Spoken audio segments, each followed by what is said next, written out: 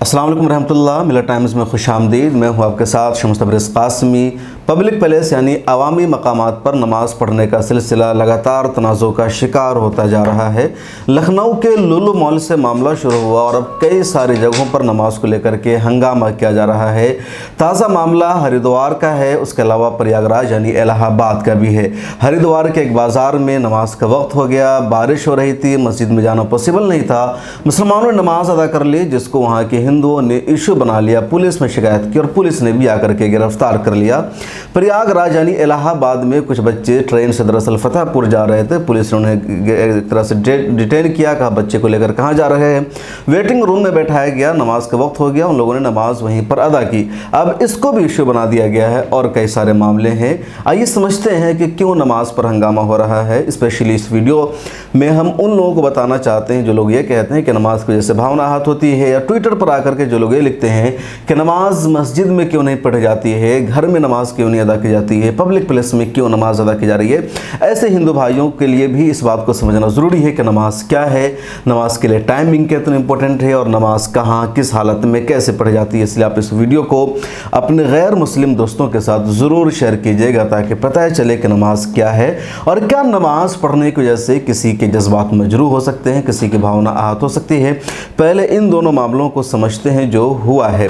दरअसल हरिद्वार में एक बाज़ार है, वहाँ मुसलमान बाज़ार में नमाज अदा कर ली, बारिश हो गई, कहीं जा नहीं सकते थे, वहाँ उन्होंने नमाज अदा की। किसी ने इस वीडियो को वायरल किया, पुलिस में शिकायत की, पुलिस ना करके 8 लोगों को गिरफ्तार कर लिया। आप तस्वीर स्क्रीन पर देख सकते हैं।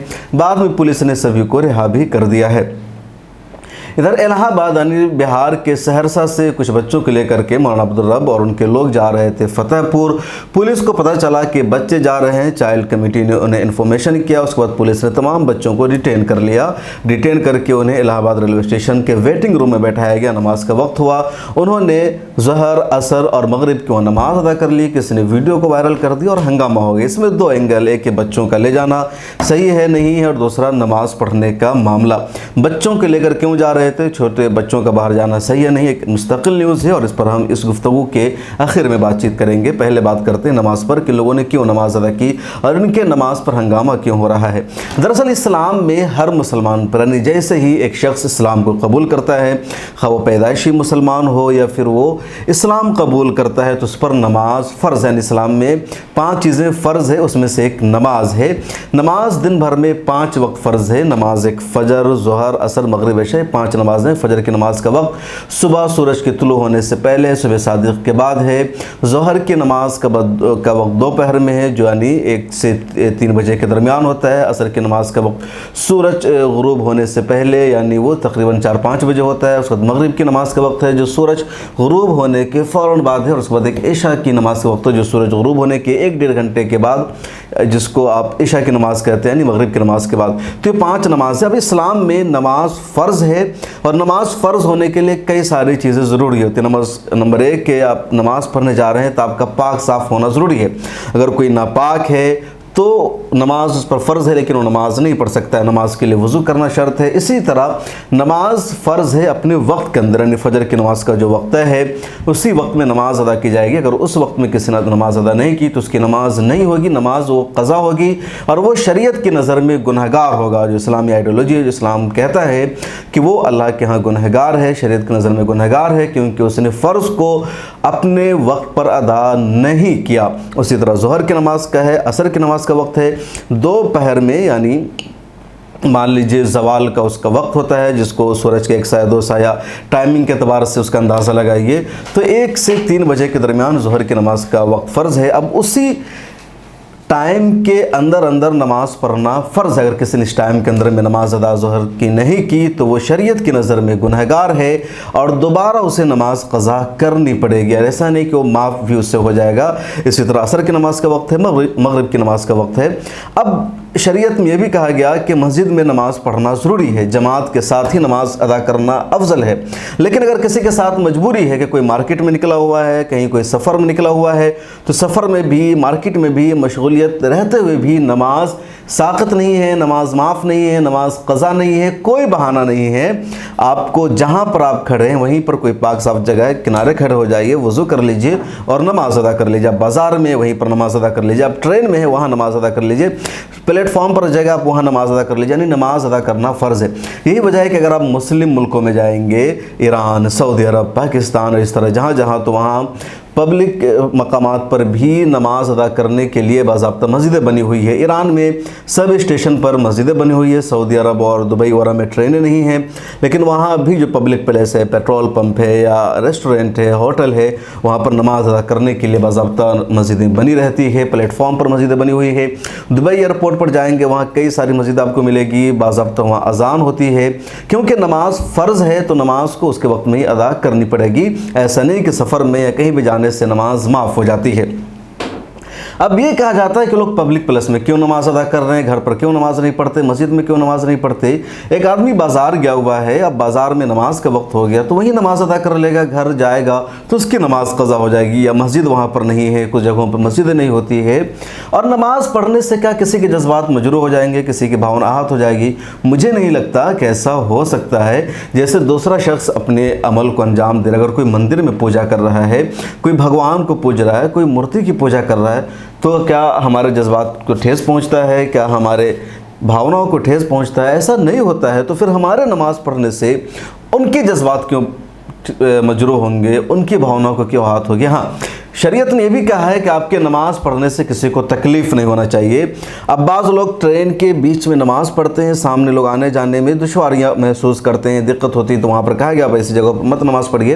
लेकिन एक शख्स किनारे में खड़ा होकर के नमाज़ पढ़ रहा है, किसी को कोई दिक्कत नहीं है, किसी को कोई तकलीफ़ नहीं पहुँच रही है, किसी का रास्ता बंद नहीं हो रहा है, अब उसको भी अगर इशू बना दिया जाए और कहा जाए कि ये नमाज क्यों यहाँ पर अदा कर रहे नहीं कर सकते हैं, तो मुझे लगता है ये सीधे से शरारत है और मुसलमानों को नमाज पढ़ने से रोकने जैसा अमल है, क्योंकि मुसलमान भी दूसरों को कभी नहीं रखता है, फिर मुसलमानों को क्यों रोका जा रहा है। अब ट्रेनों में जाएंगे, बहुत सारे हिंदू हैं, कोई दरख्त आया, कोई चीज़ आई, समंदर आया, नहर आई, जिसे एक तरह से वो काबिल एहतराम समझते हैं या भगवान के दर्जे में रखते हैं, तो उनके साथ वो इस तरह उनको नमस्कार करते हैं, उनके सामने हाथ जोड़ते हैं। मुसलमानों को कभी बुरा नहीं लगता, कई सारी चीज़ें वो करते हैं। बाज़ लोग अपने साथ कुछ चीज़ों को रखते हैं, उनकी पूजा कर लेते हैं, किसी को बुरा नहीं लगता।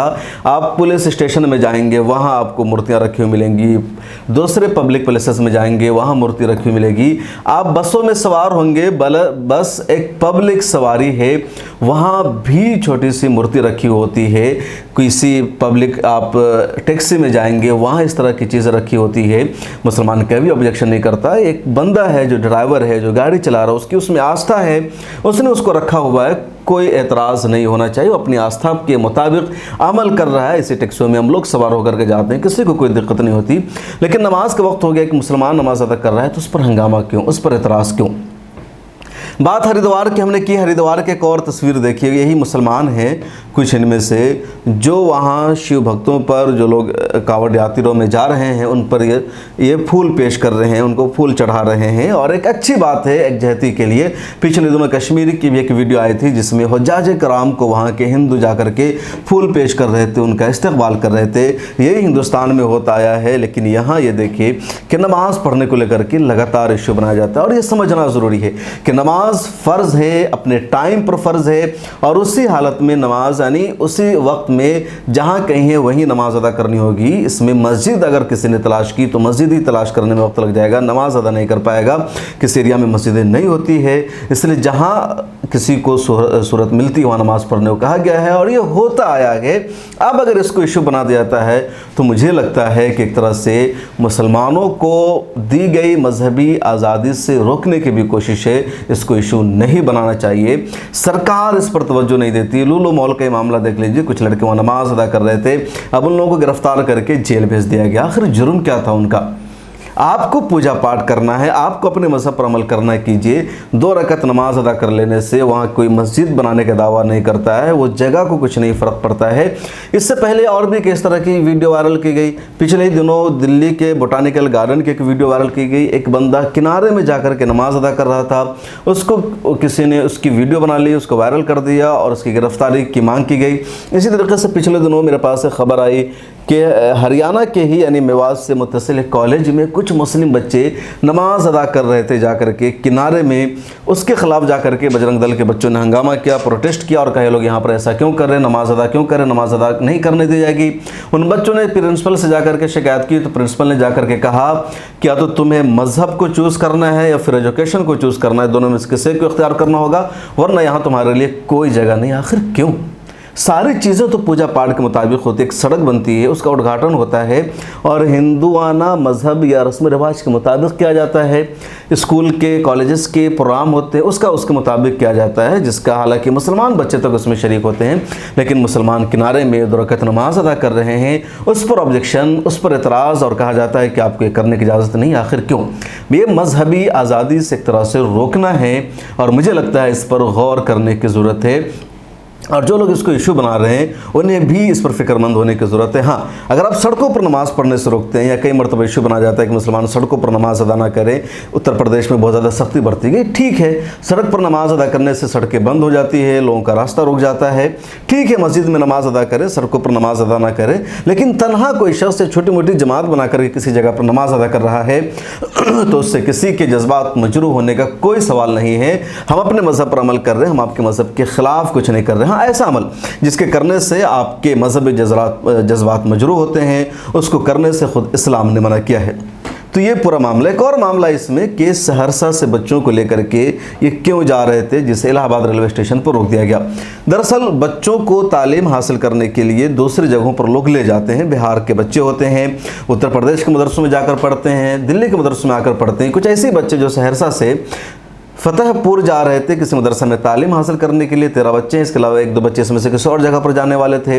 पुलिस ने उन सबको डिटेन कर लिया। अब पुलिस का ये कहना है कि सारे बच्चे, बल्कि इनमें से 6 बच्चे पुलिस के मुताबिक दिल्ली में काम करने के लिए ले जा रहे थे, इस वजह से हमने इनको डिटेन किया है। इन बच्चों ने जो जवाब दिया है उससे मुतमईन नहीं है, बच्चे भी मुतमईन नहीं है और एक तरह से बच्चों को ये लोग काम कराने के लिए ले जा रहे हैं और एक बिल्कुल भी सही नहीं है, इसलिए इनको डिटेन किया गया है। इन बच्चों के माँ बाप को बुलाया जाएगा और चाइल्ड एजुकेशन का जो एक तरह से डिपार्टमेंट है वहाँ इन बच्चों को रखा जाएगा इनकी फलाह बहबूद के लिए। अब ऐसा पुलिस ने कहा है। दूसरी तरफ उन लोगों का ये कहना है कि इन बच्चों को तालीम दिलाने के लिए लेकर जा रहे हैं। इस बीच मुझे लगता है कि मुसलमानों को भी थोड़ा सा तवज्जो देने की ज़रूरत है। छोटे छोटे बच्चे जिनकी उम्र 10, 12, 13 साल है, उनकी तालीम बुनियादी तालीम होती है, नाजरा, हिफ्ज़, दुनियात या इससे अरबी अव्वल, दोम, सोम। अब इस तरह की तालीम हासिल करने के लिए बिहार में मदरसों की कमी नहीं है, बिहार में इदारों की लंबी फहरिस्त है। अब उन इदारों में बच्चों को तालीम हासिल करवाने के बजाय उत्तर प्रदेश में भेजना, गुजरात में भेजना मुझे नहीं लगता सही है और इससे एक तरह से प्रॉब्लम क्रिएट की जाती है। तो मुसलमानों को, इन वालिदैन को भी तवज्जो देने की ज़रूरत है। बेसिक तालीम अपने इलाकों में दिलवा सकते हैं, बिहार के हर इलाके में, बल्कि हर गांव में तकरीबन मदरसा खुला हुआ है, तो उन मदरसों में तालीम दिलवाइए। जहां मदरसे नहीं हैं वहां मदरसे कायम करने की कोशिश होनी चाहिए, लेकिन इस तरह दूर दराज जगहों पर भेजना सही नहीं है। उमूमन छोटे बच्चों को अगर आप भेजते ही हैं तो वालिदैन का सर्टिफिकेट यानी एक तरह से एक इजाज़तनामा होनी चाहिए वालिदैन की जानिब से, गाँव के मुखिया की तरफ से। हालांकि इन मामलों में भी पुलिस गिरफ्तार कर लेती है, परेशान करती है। ढेर सारे बच्चे कोटा में, दिल्ली में, दूसरी जगहों पर कोचिंग करते हैं, दूसरी चीज़ों की तैयारी करते हैं, उन पर कोई ऑब्जेक्शन नहीं किया जाता है, लेकिन मुसलमान यानी दीनी तालीम हासिल करने वालों पर अब अक्सर ऑब्जेक्शन किया जाता है। तो इस हवाले से मुसलमानों को भी थोड़ी सी फिक्रमंदी दिखाने की ज़रूरत है कि जब अपने इलाके में मदरसे मौजूद है छोटे बच्चों के लिए, तो इन्हें बाहर भेजने की क्या ज़रूरत है। और अमूमन उन्हें काम कराने के इल्ज़ाम में गिरफ़्तार कर लिया जाता है, डिटेन कर लिया जाता है। नाबालिग बच्चों के लिए काम कराना सही नहीं है, ये कानून है मौजूद। हालाँकि दूसरी तरफ भारत के खुद रवैये में कई तरह से तज़ाद होता है, तालीम के सही मौक़े नहीं है, रोज़गार नहीं है। दूसरी तरफ ये भी कहा जाता है कि बच्चों से काम नहीं करा सकते हैं, हुकूमत की अपनी एक फ़िक्रमंदी है। लेकिन जो लोग बाहर भेजते हैं छोटे बच्चों को, मुझे नहीं लगता सही है। उन्हें अपने इलाक़ों के मदरसों में ही पढ़ाना चाहिए। हाँ, बच्चे हैं जैसा कि कह रहे हैं कि वो जा रहे थे तालीम हासिल करने के लिए, पुलिस ने एक तरह से परेशान किया हुआ है।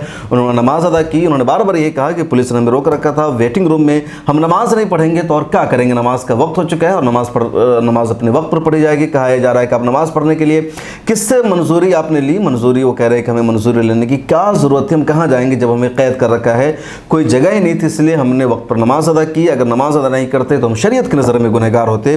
तो साफ साफ बात जो समझना ज़रूरी है कि नमाज अपने वक्त मुकर्ररा पर फ़र्ज़ है। कुरान ने कहा है कि नमाज वक्त मुक़र्ररा पर फ़र्ज़ है, लिहाजा नमाज को उसके वक्त से टाला नहीं जा सकता है। जब जहाँ जिस हालत में नमाज का वक्त हो जाएगा वज़ू करने की सहूलत मौजूद है, इंसान पाक है, क़िबला रुख की तरफ नमाज अदा की जाएगी और नमाज़ पढ़ना फ़र्ज़ है और इससे किसी के जज्बात मजरूह नहीं होते हैं। आज के इस वीडियो में इतना ही। आपको क्या लगता है, आपके क्या ख़यालात इस बारे में कमेंट सेक्शन में ज़रूर लिखिए। फिर मुलाकात होगी अगली वीडियो में। अल्लाह हाफिज़। मिल्लत टाइम्स को आपकी ज़रूरत है, हमारी आप माली मदद करें।